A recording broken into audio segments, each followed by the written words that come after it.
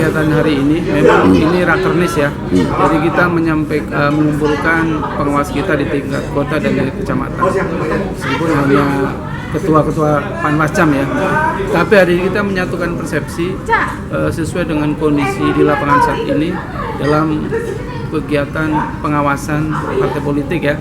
Di mana banyak juga sedikit pelanggaran terhadap pemasangan APK, di mana mereka terutama terkait dengan pelanggaran terhadap pasal 79 PKPU nomor 15 tahun 2023, banyak APK yang sudah menunjukkan adanya ajakan-ajakan.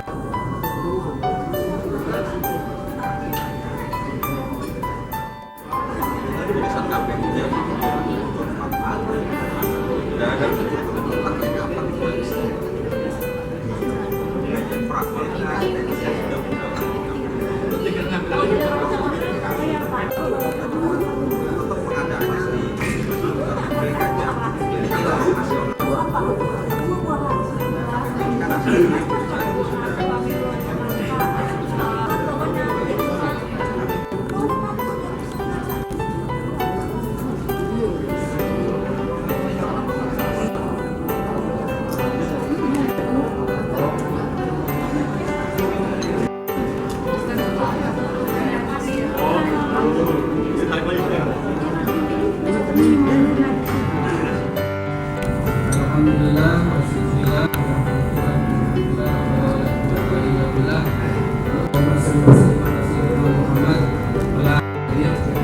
kemudian Pak Kodim PP dan pelanggaran dan Kodim PS dan tadinya saya sudah ikut juga sidang kasus pelanggaran administrasi Partai PAN.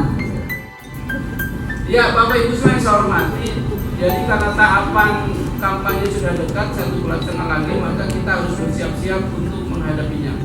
Saya kira bagi yang baru, memang teman-teman Bawaslu baru, proses penguatan kelembagaan, proses adaptasi, proses mempelajari lagi Perbawaslu yang dulu mungkin di Panwascam tidak terlalu membaca gitu kan.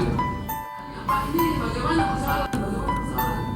Karena persoalan di lapangan sudah banyak. Tentu sudah ke barat dan sudah mengumpulkan 32 orang sekian dan sudah ada kalimat-kalimat ayat seperti ini. Mana di selatan juga mungkin partai politik mengumpulkan mungkin pengurusnya, mungkin tambah anggotanya, mungkin tambah masyarakat gitu kan. Kewajiban negara kepada kita sudah ditinggalkan. Juga kewajiban kita kepada negara. Kita harus mulai berubah.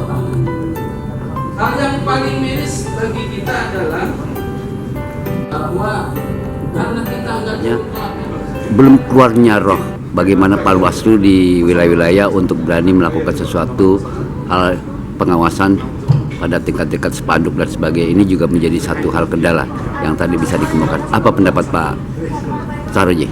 Baik, terkait kegiatan hari ini memang ini rakernis ya. Jadi kita mengumpulkan pengawas kita di tingkat kota dan di kecamatan. Meskipun hanya ketua-ketua Panwascam ya.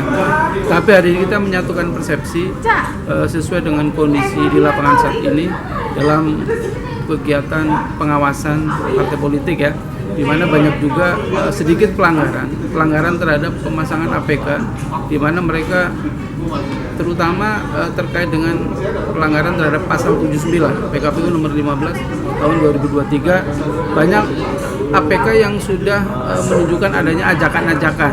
baik melalui tulisan maupun simbol. Nah ini karena masih proses sosialisasi, maka persepsi kita itu harus dilakukan pencegahan yang maksimal. Pencegahan yang maksimal adalah dengan kita berkoordinasi dengan partai politik di tingkat wilayah masing-masing. Maka Panwascam harus berkoordinasi dengan pengurus partai politik tingkat kecamatan. Kemudian Bawaslu Kota juga berkoordinasi dengan pengurus partai politik tingkat kabupaten kota. Jadi dalam proses pencegahan ini, koordinasinya diperkuat sehingga proses penertiban APK yang melanggar aturan bisa dilakukan melalui koordinasi. Penertiban mandiri oleh partai politik maupun caleg yang memiliki spanduk tersebut. Nah ini akan kita dorong terus ya. Karena tadi dalam PKPU 15 tahun 2023 memang tidak disebutkan siapa yang berwenang untuk menertibkan gitu. Memang selama ini kita menggunakan koordinasi dengan Satpol PP ya di sesuai tingkatannya. Namun terkadang Satpol PP ini juga ada sebagian yang minta penjelasan bahwa kewenangan Satpol PP dalam proses penertiban APK dalam tahapan pemilu itu seperti apa gitu kan. Ini akan menjadi PR kita, akan menjadi bahan diskusi kita untuk berkoordinasi lebih lanjut dengan Satpol PP tingkat provinsi ya. Mungkin kita nanti akan koordinasi dengan Satpol PP tingkat provinsi untuk menyamakan persepsi dalam proses penertiban alat peraga sosialisasi. Yang kedua, terkait dengan isu DPT tambahan dan TPS, ini juga menjadi sebuah kerawanan. Bagaimana pihak Bawaslu untuk menyikapi hal ini? Iya, DPT tambahan sekarang sedang dijalankan oleh KPU dalam proses pendataan. Sehingga teman-teman kita di kecamatan maupun di kabupaten kota terus mengawasi, terus berkoordinasi dengan KPU tingkat kota maupun tingkat kecamatan untuk sama-sama selain mengawasi juga ikut mensosialisasikan bahwa ini masa di mana pendataan pemilih tambahan, sehingga kita bisa juga menyampaikan kepada KPU bahwa dibuatnya posko-posko pendataan pemilih tambahan tidak sebatas di lingkungan kecamatan kelurahan, tetapi harus meluas. Misalkan kita harus melakukan koordinasi dengan kampus ya, di mana banyak sekali mahasiswa-mahasiswa dari luar daerah yang bersekolah menjadi mahasiswa di DKI Jakarta. Nah itu harus digarap, termasuk juga lokasi-lokasi pesantren yang ada gitu ya. Dan juga jangan lupa pula apartemen-apartemen yang penduduknya masih bukan penduduk wilayah Jakarta tapi penduduk luar DKI. Ini juga mesti digarap sehingga nanti pada waktunya hari H pemungutan suara tidak ada lagi masyarakat yang komplain, baik masyarakat yang penduduk DKI Jakarta maupun masyarakat di luar DKI yang memang hak pilihnya harus diberikan gitu ya, meskipun nanti surat suaranya agak berbeda, tetapi hak pilih warga negara harus dikelola oleh KPU dan harus didata itu semua. Memang kemasifan untuk sosialisasi harus digalakan ya, dengan bekerja sama mungkin dengan pemerintah daerah baik di tingkat kota maupun kecamatan agar ikut mensosialisasikan kepada masyarakatnya bahwa sekarang waktunya pendataan pemilih tambahan. Terakhir Pak Saroji, terkait dengan peningkatan kualitas Panwas di tingkat-tingkat wilayah, apa yang menjadi harapan dari Bawaslu DKI Jakarta? Iya, kalau kita memang sekarang Bawaslu Kota baru ya dilantik Agustus 20 ya, tanggal 20 Agustus, sehingga memang meskipun banyak di antara mereka yang dipilih dari Panwas kecamatan maupun dari yang sudah berkecimpung ya di bidang pemiluan, namun kualitas dari mereka harus ditingkatkan. Hari ini kita melakukan rakenis, tentu dalam hal itu peningkatan kualitas pengawasan oleh pengawas pemilu di semua tingkatan. Kemudian nanti Bawaslu provinsi akan turun ke lapangan melakukan pembinaan dan supervisi, menyampaikan materi-materi dalam hal itu kepada baik Bawaslu kabupaten kota maupun Panwas kecamatan ya. Kita akan mengumpulkan panwas-panwas kecamatan keseluruhan di kantor Bawaslu Kota. Nah, disitulah kita akan memberikan materi penambahan peningkatan kualitas, pemahaman regulasi dan sebagainya, sehingga kualitas Panwascam maupun PKD ya, pengawas kita berjalan dengan baik. Oke. Saya kira itu. Terima kasih Pak Soroji. Terima kasih. Pak Dodi Wijaya, bisa dijelaskan terkait dengan tadi juga ada beberapa isu yang menjadi persoalan pada hari ini, yaitu mengenai spanduk-spanduk yang memang ini koordinasi dan sinkronisasi ini juga agak berkurang. Bagaimana tanggapannya? Ya, sesuai dengan peraturan KPU nomor 15 2023 tentang kampanye di pasal 79, partai politik sebelum masa kampanye bisa melakukan sosialisasi dan pendidikan politik di internal partai politik. Sosialisasi itu dalam bentuk pemasangan bendera dan nomor urutnya maupun pendidikan politik di internal partai. Jadi sosialisasi ini sifatnya terbatas, bisa dilakukan oleh partai politik di internal partai politik masing-masing. Jadi kalau ada pelanggaran-pelanggaran di masa sosialisasi ini, yang bisa menindak adalah pemerintah daerah melalui Perda Ketertiban Umum. Apakah spanduknya sudah berizin, apakah spanduknya dipasang pada tempat-tempat yang diperbolehkan. Itu nanti penegakannya dalam melalui Perda Ketertiban Umum atau kita sering sebut dengan Perda Tibum, untuk menegakkan aturan-aturan tentang sosialisasi di masa sebelum kampanye ini.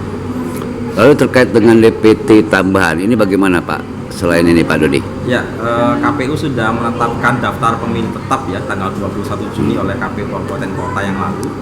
Jadi bagi warga negara yang pada hari H tidak bisa memilih di TPS asal, KPU memberikan kesempatan untuk bisa mengurus formulir pindah memilih.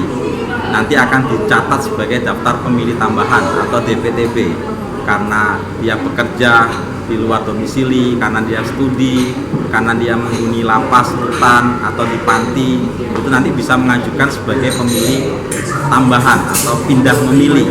Nah, itu nanti bisa mengurusnya ke PPS di kelurahan, PPK di kecamatan, atau di KPU Kabupaten Kota, seperti itu. Terkait dengan TPS khusus Pak, bagaimana koordinasi antara dengan Bawaslu nanti? Hal ini juga sangat, karena banyak faktor-faktor secara demografi juga. Bagaimana tanggapannya Pak Dodi? Ya, betul. Salah satu yang berbeda dalam pemilu 2024 ini adalah pemilu pada TPS lokasi khusus, yaitu dia pemilih yang potensi pemilih pindahnya tinggi, seperti di kampus, pesantren, ataupun di apartemen.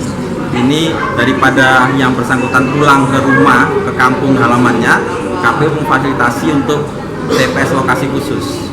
Tapi dengan syarat dan ketentuan harus ada penanggung jawabnya, yang itu menjadi penanggung jawab di wilayah tersebut. Nah, KPU sudah menetapkan 80 lokasi khusus dengan 18.000 pemilih DPTB yang kami fasilitasi nanti di hari H pemilu, dari pesantren, kampus, kemudian apartemen, juga lapas, rutan, juga ada dari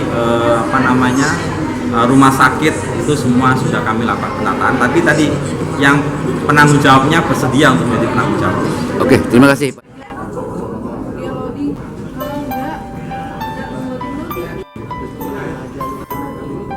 Bapak Ibu yang masih di luar ruangan mohon segera masuk karena acara akan segera.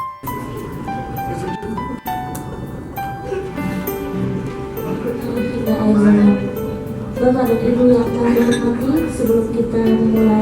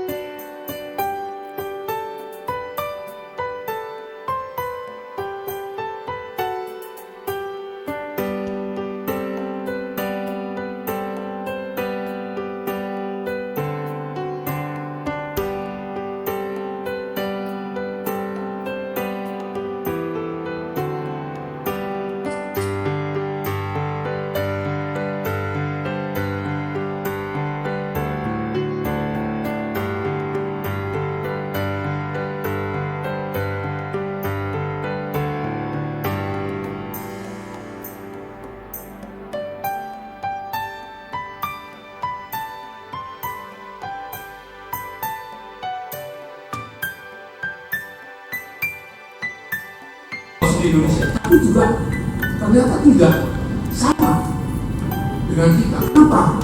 Bawaslunya waktu itu anak UNAS, Arif Al-Katiri namanya. Saya ketemu dengan beliau, tapi diberhentikan oleh Sanana. Saya tidak mengatakan apakah Sanana baik atau buruk. Untuk kepentingan dalam negerinya diberhentikanlah Mas Arif ini, anak UNAS, dan diganti dengan orang-orang tertentu, orang dia.